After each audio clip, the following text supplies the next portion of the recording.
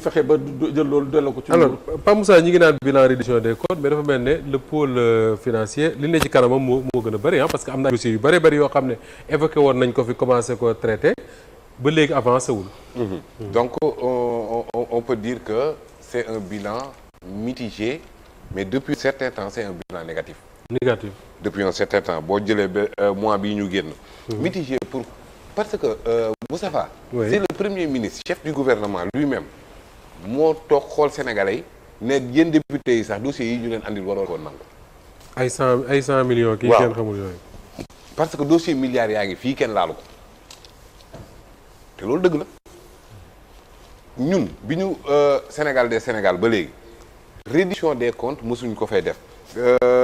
À chaque fois nag mu am changement de régime wala de nangam.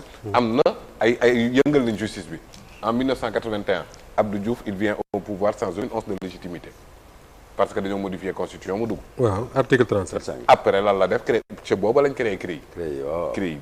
CREI bi lan la parce que les barreaux du parti socialiste n'avaient pas accepté que moom nekkul yàggul ci parti bi et cetera.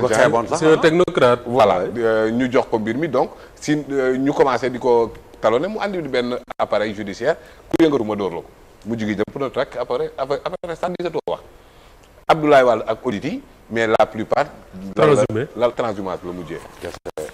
Macky Sall la traque des biens mal acquis. Karim Wade Khalifa Sall parce que ay acteurs politiques rek la bëggoon a faagaagal ba mu ko defee ñoom ñëpp kenn dugalul ñaar dërëm. liste de quelques personnes kenn waxatu. Donc en fait parodie de justice la ko ñëpp jàppee te loolu moom moo am ndax malgré sunu potentialité gis nga niveau de pauvreté bii ñu dund loolu lu ñu ko yóbbee mooy danoo sàcc. i nag droit wala justice buy wax foofu la problème bi nekk foofu la subtilité bi nekk bu dee olof la danaa da nga sàcc point final. mais justice vol ak escroquerie bokkuñu. détournement de deniers publics ak blanchiment bokkuñu. corruption et concussion bokkut. ay dóor la. ay dóor la waaw juriste yi dóor kat la. non maanaam lu ay sàcc la. mais bokkuñu ay fait quoi maanaam boo ko naree teg nii di nga gis nit koo xamante ne blanchiment de capitaux. mais toja la. non toja te doo ko jàpp. waaw parce que infraction de conséquence la ci infraction la jóge xaalis bi ñu dugal ko ci circuit bu légal waaye ki ko téye ci circuit bu légal loo ko mën a. parce que dafa légal ci moom. waaw. ñu woo waykat bi ne ko woy oto bii nii nga ni nduru na blanchiment peut-être yow ki jënd oto bi ci fraction la ko jëlee mu ne man lu sama yoon ci loolu. man oto laa jaay mu jënd. mi ngi nii carte baa ngi sama tur la nekk maa ko dédouané maa ko nangam war la preuve yëpp da nga koy bàyyi mu ñibbi. alors que mën na nekk blanchiment effectivement. c'est là où réadaptation bi Moussa di wax léegi mu waat boo sàccee benn bëy crime nga def boo sàccee milliardu askan bi dil la. c'est incompréhensible. c'est compliqué. kenn mënu comprendre loolu lan la donc loolu foog mu am foog mu jëm ko résister léegi nag. li tax ma ne récemment dafa négatif. mooy ne récemment dafa am problème Moustapha. mu lequel. mënoo comprendre en fait ki mënuma expliquer naka la procureur di jàpp nit viser ay infractions yoo xamante ne le mandat de dépôt est obligatoire guddi ba ko y a problème. ay le minimum que l'on puisse dire am na problème bu amoon bon je pense que jamono jooju 2011 la woon Alioune Tine woote manifestation. commissariat central commissaire Arona Sy jàpp ko. procureur bi Ousmane Diagne ñu war ko yóbbu devant le procureur du ko recevoir jàppaloo ma la ko xam naa leen du loolu rek. tour de parquet procureur aj rek. la même chose est arrivée à Thiat. mais est-ce que du loolu. cas yi nga dégg récemment. c'est possible. est-ce que interpellation yi ngay dégg ak bàyyi xaaju guddi lu kenn mënut a comprendre est-ce que le procureur ci boppam moom moo ko diligenté. kon kan mooy diligenté keneen ku dul moom. Pape xam nga toll nañ fi woon fii ci Antoine Félix Diome où on parlait d'un parquet bis. à la place Washington. à la place Washington. yàlla nañu yàlla musal ci genre pratique yooyu. d'accord alors ñu jeexal suñu émission waxtaane une toute dernière chose ak FMI bi nga xam ne ñëw na Sénégal fan yii wala une délégation du FMI ñëw na Sénégal mais ba léegi amaguñu un nouveau programme maanaam un nouvel accord wala un nouveau deal entre FMI ak Sénégal d'abord une chose Moussa ci yow laa koy commencer des réponses rapides parce que dañuy jóg ñibbi problème mu dette cachée yaakaar naa là c'est fini Pape mën nga tuuti rek ñu terminer dem c'est fini on en parle plus parce que représentant FMI ci moom moo wax ci nu mu tudd RFI que ni une dette cachée comme bi ñu gis Sénégal mësu ko gis moom ci réew en tout cas pas ci Afrique là on a le débat est clos.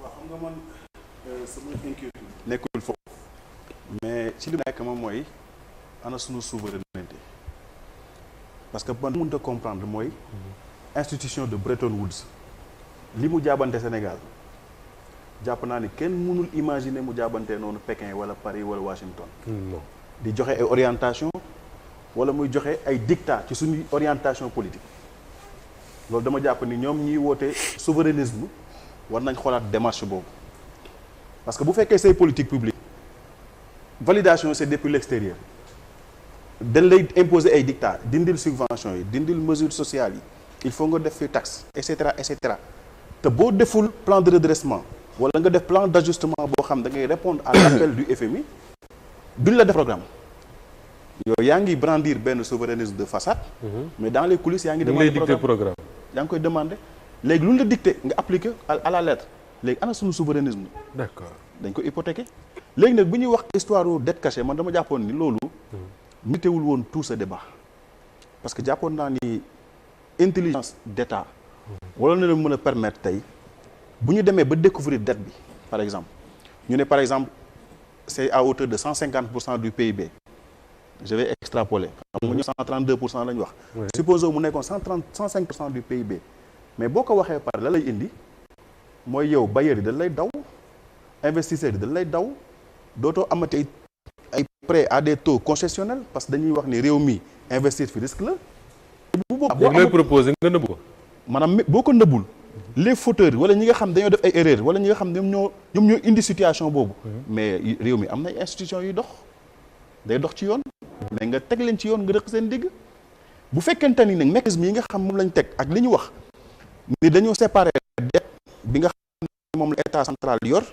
ak dette bi nga xam ne parapublic yu yor parce que dañuy bañ ay système de notation yoo xam ne parfois daf ñuy xoj ba duñu mën a accéder ci yenn financement yi par exemple tey bu ñu demee ba nga xam ne jéggi nañu 75% du PIB li nga xam moom mooy critère de convergence yi bailleurs yi dañuy xool notation balaa ñu ñëw di investir Sénégal comme ki nga xam day jouer loterie suñu pas yàggee day dem xool programme bu ñu xoolee programme ba pare doog a xool fan la miser bailleurs itam balaa ñu ci réew dafa dugg seen xaalis dañuy xool lire notation yi léegi nag bu fekkee ne yow yaa ngi génne vérité boo xam ni donte dëgg la mais ñaata millions de Sénégalais après ñoo ciy souffrir parce que dootoo am ay financement bailleurs dootuñu ñëw léegi fan ngay obligé dem ci marché sous régionaux yi taux yoo xam ni Sénégal gëj na ko lebe depuis ay plan d'ajustement structurel ay 8% 6% alors yow sa prédécesseur en plein Covid lebe na ci ay 5,6% en plein Covid